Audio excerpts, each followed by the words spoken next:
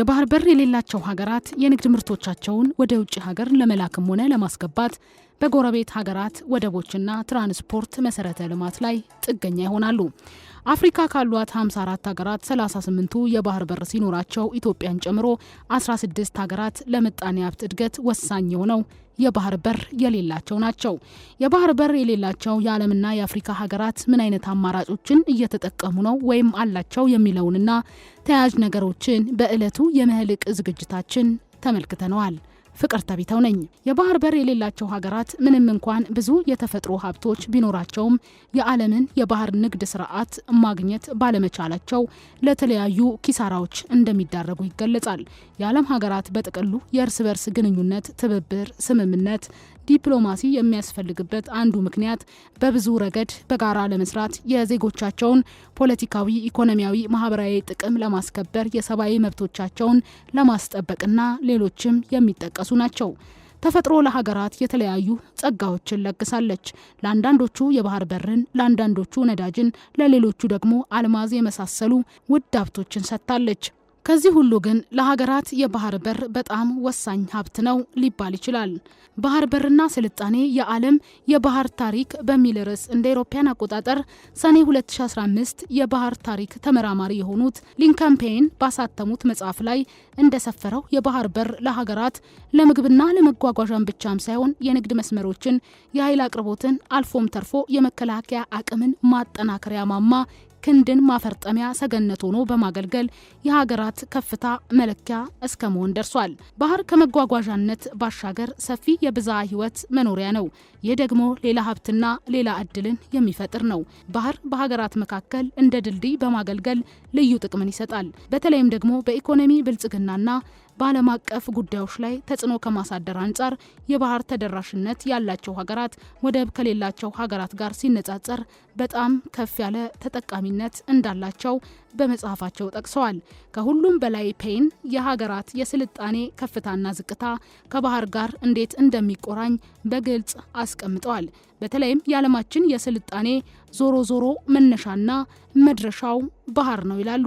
ታዲያ ዓለም ለሁሉም ሀገራት ባህር የላትምና ሁሉም ተጠቃሚ መሆን እንዲችል የተባበሩት መንግስታት ድርጅት እንደ አውሮፓውያን አቆጣጠር በ1994 የተባበሩት መንግስታት የባህር ሕግን ስምምነትን ስራ ላይ አውላ በ168 ሀገራት የተፈረመ ሆኗል። ይህም በጣም ተቀባይነት ካላቸው ዓለም አቀፍ ስምምነቶች አንዱ ተደርጎ ይወሰዳል።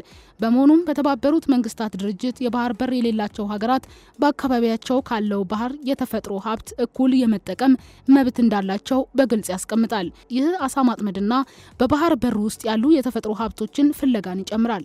ሌሎች ከባህር ተፈጥሮ ሀብት ጋር የተያያዙ ሀብቶች ተጠቃሚነት መብትንም ያካትታል። የባህር በር የሌላቸው ሀገራት በአካባቢያቸው ያለውን ባህር የመጠቀምና የመሸጋገር ዓለም አቀፍ መብት እንዳላቸው በጉልህ ሰፍሯል። ታዲያ ይህ መብት የባህር በር በሌለው ሀገር የባህር በር ባለቤት በሆነው ሀገርና በቀጠናው መካከል በሚደረግ ስምምነት ሊፈጸም እንደሚገባም ያስቀምጣል።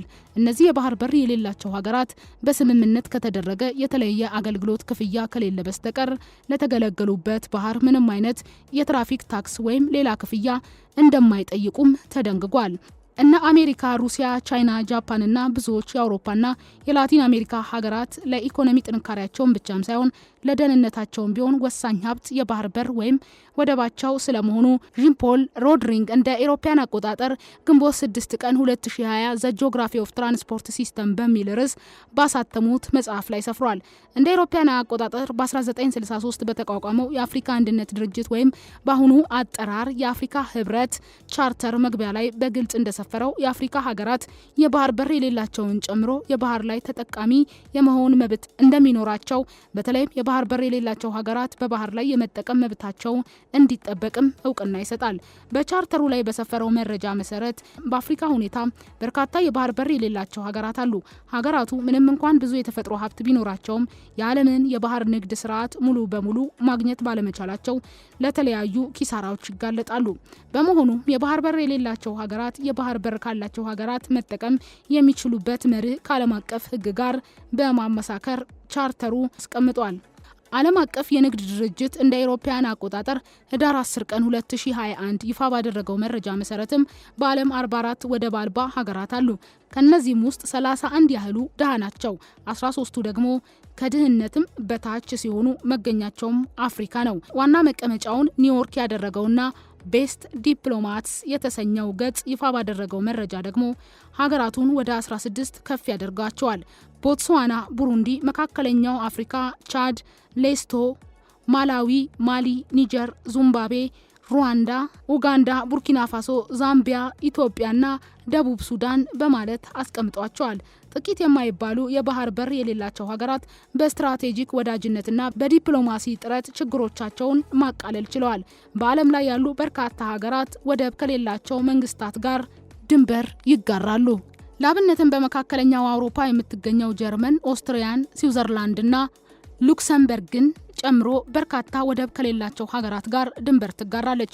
ምንም እንኳን ጀርመን ራሷ የሰሜን ባህርና የባልቲክ ባህር መዳረሻ ቢኖራትም ወደብ የሌላቸው ጎረቤቶቿ ዓለም አቀፍ የንግድ መስመሮችን ለማገናኘት በወደቦቿና በመሰረተ ልማት አውታሮች እንዲጠቀሙ ታደርጋለች።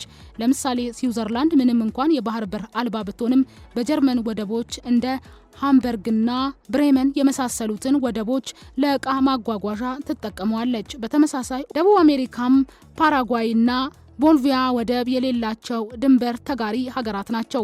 በሁለቱ ሀገራት መካከል ከሚደረጉት የሁለትዮሽ ስምምነቶች በተጨማሪ በደቡብ አሜሪካ የሚገኘው የክልላዊ የንግድ ቡድን የሆነው ሜርኮሱር በእነዚህ ወደብ አልባ ሀገራት በጎረቤቶቻቸው መካከል በሰጥቶ መቀበል መርህ ላይ የተመሰረተ የንግድ ልውውጥ እንዲኖር አድርጓል። በአፍሪካም ላብነት ዛምቢያና ዚምባብዌም ወደብ አልባ ናቸው። ይሁን እንጂ በደቡብ አፍሪካ የሚገኘው የደርባን ወደብ ለእነዚህ ሁለት ወደብ ለሌላቸው ሀገራት የንግድ ልውውጥን በማሳለጥ ረገድ ወሳኝ ሚና እየተጫወተ ነው። በተለይም ዛምቢያ ከደቡብ አፍሪካ ጋር የረጅም ጊዜ ስምምነት አላት። በሞዛምቢክ የሚገኘውን የቤይራ ወደብን እንደ መሸጋገሪያ ማዕከልነት ትጠቀማለች። ለዚህ ደግሞ የደቡብ አፍሪካ ማህበረሰብ ልማት ድርሻው ከፍ ያለ ነው። በኢሲያ ኔፓል ወደብ የሌላት ሀገር ናት። ከህንድ ጋር ድንበር ትጋራለች። ኔፓል እንደ ኮልካታ ያሉ የህንድ ወደቦችን በመጠቀም የባህር ላይ ንግድን ታከናውናለች። ሁለቱ ሀገራት ዓለም አቀፍ ህግጋትንና በተለይም ሰጥቶ መቀበል መርን በመተግበር ተጠቃሚ ሆነዋል።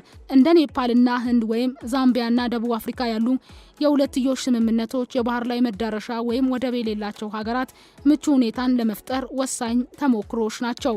በዚህ ረገድ ዩጋንዳዊው ምሁር ኦሎ ፓትሪክ የባህር በር የሌላቸው ሀገራትና የባህር በር ባለቤት የሆኑትን በጋራ በፋይናንስ አገናኝ መሰረተ ልማቶችን በመገንባት የጋራ ተጠቃሚነትን ማረጋገጥ እንደሚችሉ የጠቆሙት ነው። የባህር በር የሌላቸው አዳጊ ሀገራት በዓለም አቀፍ ፎረም ላይ የተሳተፉት ኦሎ ፓትሪክ የባህር በር የሌላቸው ሀገራት ተጠቃሚነትን ለማረጋገጥ ፕሮጀክቶችን በጋራ ማቀድና በትብብር መስራት አንዱ አማራጭ እንደሆነ ያሳያሉ።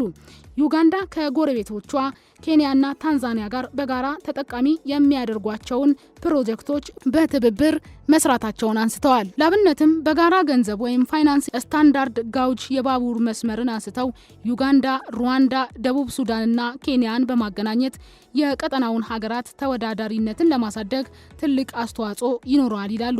ወደብ አገናኝ መሰረተ ልማትን በጋራ በመገንባት ሸቀጦችን በቀላሉ ወደ ወደብና ከወደብ ወደ ሀገር ውስጥ እንዲገቡ በማድረግ የንግድ ግንኙነቶችን ለማሳደግ እንዲሁም በዓለም ገበያ ተወዳዳሪነትን ከፍ ለማድረግ ይቻላል ሲሉም ያስረዱት ነው። አሁን ላይ ዩጋንዳ የባህር በር ባይኖራትም ከጎረቤቶቿ ከታንዛኒያና ኬንያ ጋር በስምምነት እየተጠቀመች ነው ሲሉ ምክረ ሀሳባቸውን ሰጥተዋል። የባህር በር የሌላቸው ሀገራት ተጠቃሚነታቸውን ለማረጋገጥ የጋራ ምክክርን በጋራ ማቀድንና በጋራ ሀብት ማፈላለግን ማጠናከር እንደሚጠበቅባቸውም አስቀምጠዋል። የባህር በር የሌላቸውን ሀገራት ተጠቃሚ ለማድረግ ከእቅድ ጀምሮ እስከ ትግበራው እድሎችን በጋራ ፋይናንስ በማድረግ ወይም በገንዘብ መስራት አስፈላጊ መሆኑን የዓለም አቀፍ ማህበረሰብ የሚያምንበትና እንዲሁም ብዙ ማሳያዎች ያሉ በመሆኑ ኢትዮጵያ ያነሳችው የባህር በር ጥያቄ ምላሽ እንዲያገኝ ሌሎች አማራጮች እንዲኖርም መስራት ከባለድርሻ አካላት የሚጠበቅ ነው እያልን የዛሬ የምህልቅ ዝግጅታችን አበቃ።